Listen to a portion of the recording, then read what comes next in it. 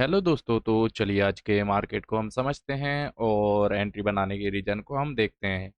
तो सबसे पहली चीज़ हम क्या करेंगे, प्रीवियस डे के चार्ट को ओपन कर लेते हैं। प्रीवियस डे मार्केट ने कैसे क्या काम किया, उसके अकॉर्डिंग आज की ट्रेड वगैरह हमने कैसे क्या प्लान किए वो चल के समझेंगे, ठीक है।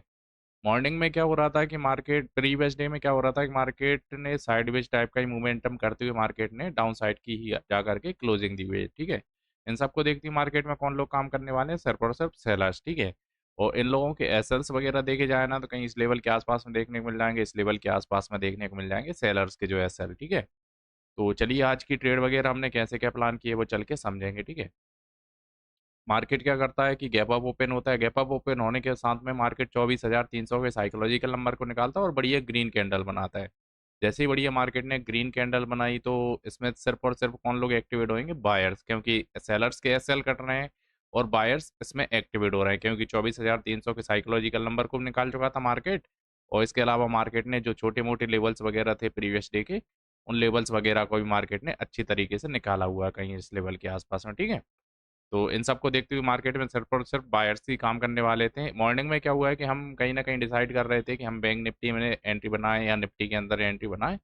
क्योंकि निफ्टी में नई एक्सपायर बैंक निफ्टी में नई एक्सपायरी चालू हो गई, जिसमें प्रीमियम अच्छे खासे महँगे मिल रहे हैं और हमारे पास इतना कैपिटल है नहीं कि हम डायरेक्टली उनको बाय कर सकें, ठीक है। तो हमने सोचा कि कहीं न कहीं बैंक निफ्टी के अंदर हमें ट्रेड बनानी चाहिए। तो बट क्या हुआ है कि मार्केट में हम सोचा बेचारी के चक्कर में हमने मार्केट में कहीं इस लेवल के आस-पास में आकर के ट्रेड वगैरह बनाई हुई है, ठीक है।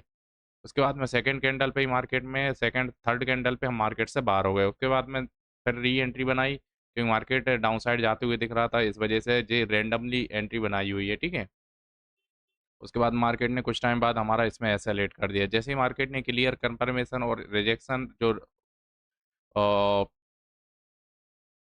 रिट्रेसमेंट करना होता है, तो रिट्रेसमेंट करने के बाद मार्केट में डाउन साइड आया, तो फिर कहीं न कहीं हम फिर से लेट हो गए, कहीं इस लेवल के आस-पास में हमें एंट्री बनानी चाहिए, बट फिर से लेट हो गए।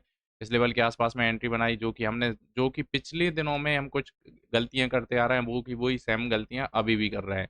गलतियाँ क्या हो रही सेम, कि भई हमें कहीं न कहीं एसएल का वेट करना चाहिए। जैसे इसमें एसएल का वेट करे बिना ही मार्केट से बाहर हो गए।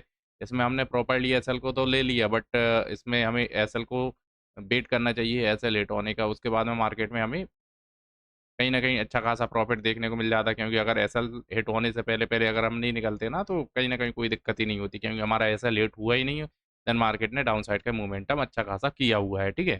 तो निफ्टी के अंदर कुछ हमने 3 पोज़ीशन के आस-पास में बनाई है। चलिए अब हम बैंक निफ्टी के अंदर देख लेते हैं, बैंक निफ्टी के अंदर हमने कितनी क्या पोज़ीशन वग़ैरह बनाई हुई है।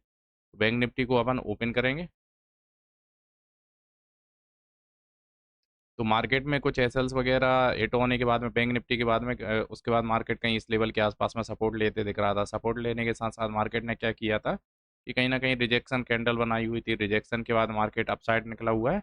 अपसाइड में निकलने के बाद मार्केट जैसे ही रिजेक्शन कैंडल सेकंड बनाने के बाद में मार्केट डाउन साइड आया। कहीं इस लेवल के आसपास में हमने एंट्री बनाई। एंट्री बनाने के बाद में हम कहीं न कहीं साइकोलॉजिकल नंबर तक का हमने टारगेट भी देखने को मिला, टारगेट के ज़्यादा भी देखने को मिला, बट हमने कहीं न कहीं वेट कर रहे थे कि मार्केट में हम थोड़ा-सा वेट कर रहे हैं, क्योंकि हमें मॉर्निंग में क्लियर कन्फर्मेशन के साथ में चीज़ें क्लियर हो गई थी कि कहीं न कहीं मार्केट ने पिछले दिन गैप अप ओपन हुआ था, तो मार्केट उन लेवल्स वगैरह को पूरा फिल करने के लिए जाएगा, ठीक है? तो इस हिसाब से कहीं न कहीं हम डाउन साइड के लिए बैठे, बट रिट्रेसमेंट से हम डरते हैं, तो रिट्रेसमेंट जैसे ही मार्केट ने किया, तो कहीं इस लेवल के आस-पास में मार्केट से हम बाहर हो गए, ठीक है?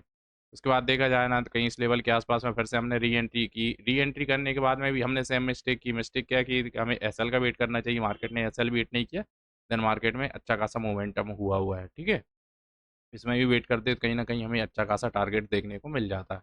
तो 2 एंट्री हमने मॉर्निंग में, यानी कि 3, 2, 5 मॉर्निंग में एंट्री बनाई, कुछ एंट्रीज़ वगैरह फिर हमने ऑफ़िस पहुँचने के बाद में बनाई है। तो कहीं इन इस लेवल के आस-पास में हमें कन्फर्मेशन मिल गया था। कन्फर्मेशन मिलने के बाद मार्केट ने होल्ड किया हुआ है, कहीं इस लेवल के आस-पास में हम मार्केट से बाहर हो गए। हो गए? क्योंकि मार्केट यहाँ से सपोर्ट लेके बार-बार रिजेक्शन दे रहा था। तो इस लेवल के हिसाब से हमें यहाँ पे वेट करना चाहिए था। उसके बाद मार्केट में यहाँ से हम बाहर हो गए, बाहर होने के बाद में कुछ टाइम बाद मार्केट ने हमारे अपसाइड में मोमेंटम किया, हालाँकि एसएल तो फिर भी हिट नहीं हुआ है, ठीक है? बट उसके बाद में रिजेक्शन जैसे कि रिट्रेसमेंट करता है, रिट्रेसमेंट के बाद में हमने एंट्री देखने को मिली, बट उसमें क्या हुआ, मार्केट अपसाइड का मोमेंटम कर दिया और देन मार्केट ने हमारा फिर से एसेलेरेट कर दिया। जैसे ही उसके बाद में थर्ड जो एंट्री हमें देखने को मिली, क्योंकि ये डब्ल्यू टाइप का पैटर्न भी बना चुका था, कुछ छोटे-मोटे लेवल्स भी बना चुका था।